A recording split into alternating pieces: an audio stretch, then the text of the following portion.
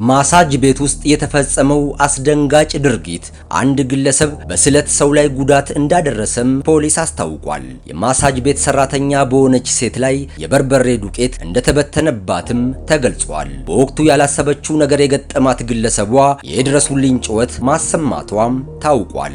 ክስተቱ የተፈጠረው በአዲስ አበባ ንፋስ ስልክ ላፍቶ ክፍለ ከተማ በወረዳ 9 አካባቢ በሚገኘው ሃኒ ሞሮኮ ማሳጅ ቤት ውስጥ ከምሽቱ 3 ሰዓት ሲሆን ነው። ይህ በምስሉ ላይ የምትመለከቱት ግለሰብ ዚያድ ደንድር ይባላል። በዕለቱ አገልግሎት ፈላጊ በመምሰል ወደ ማሳጅ ቤቱ ይሄዳል።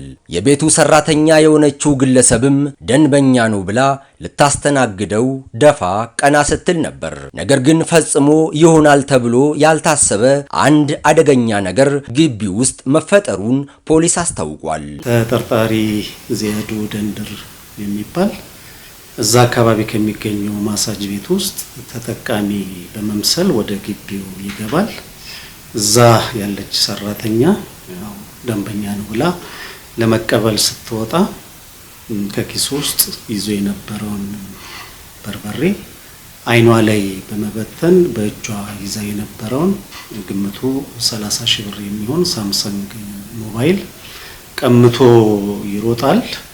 እሷም ሌሎች አብሯት የነበሩ ጓደኞቿም ጩኸት ያሰማሉ። አካባቢው ላይ ከፍተኛ የሆነ የጩኸት ድምጽ መሰማቱን ተከትሎ በርካታ ሰዎች ጉዳዩን ለማጣራት ወደ ማሳጅ ቤቱ ይሄዳሉ።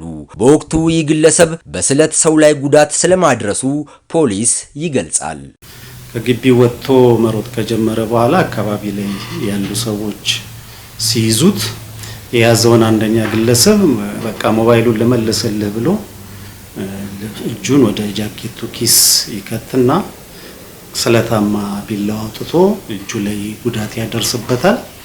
ጉዳት ቢደርስበትም እዛ አካባቢ የነበረ ሰው ከሌሎች ሰዎች ጋር ተባብረው ተጠርጣሪውን ይዙታል። የደረሰውን መረጃ መሰረት በማድረግ ፖሊስ ዚያድ ደንድር ላይ የምርመራ ስራውን ይጀምራል። የሰውና የሰነድ ማስረጃዎችን በማሰባሰብም መዝገብ አደራጅቶ ክስ እንዲመሰረትበትም ያደርጋል። ወደዚህ ፖሊስ ጣቢያ ካመጡት በኋላም ያው ምርመራ ይጀመራል። ምርመራው በማስረጃ ከተጣራ በኋላ ተጠርጣሪው በተፋጠነ ችሎት ታይቶ ውሳኔ እንዲያገኝ በቃሊቲ ከፍተኛ ፍርድ ቤት 3ኛ ችሎት ይቀርባል። ጉዳዩ መታየት ከጀመረ በኋላ ምስክርም ሳይሰማ ተጠርጣሪው የ15 ሺህ ብር ዋስትና ይፈቀድለታል። ያንን ዋስትና ካስያዘ በኋላ መብቱ ተጠብቆለት ከእስር ይለቀቃል። ተከሳሹ በፍርድ ቤት የተሰጠውን የዋስትና መብቱን ተጠቅሞ ከአካባቢው ቢሰወርም ጉዳዩን በሌለበት ሲመለከት የቆየው አቃቂ ቃሊቲ ከፍተኛ ፍርድ ቤት 3ኛ ወንጀል ችሎት ግለሰቡ በፈጸመው የውንብድና ወንጀል በ7 ዓመት ከ9 ወር እስራት እንዲቀጣ ወስኖበታል። ፖሊስ ተከሳሽ ዚያድ ደንድርን አፈላልጎ በቁጥጥር ስር በማዋል በሌላ ቦታ በተመሳሳይ መልኩ በፈጸመው የወንጀል ድርጊት ተጨማሪ ምርመራ እያጣራበት እንደሚገኝ ተገልጿል። ተመልካቾቻችን ለአሁኑ ወደ እናንተ ያደረስነው መረጃችን ይህን ይመስላል። አብራችሁን ስለነበራችሁ እናመሰግናለን። በቀጣይም አዳዲስ የጥንቃቄ መረጃዎች እንዲደርሷችሁ ቻናላችንን ሰብስክራይብ በማድረግ የሚዲያችን ቤተሰብ ይሁኑ። ይህ ዴይ ቱ ዴይ ኢትዮጵያ ነው።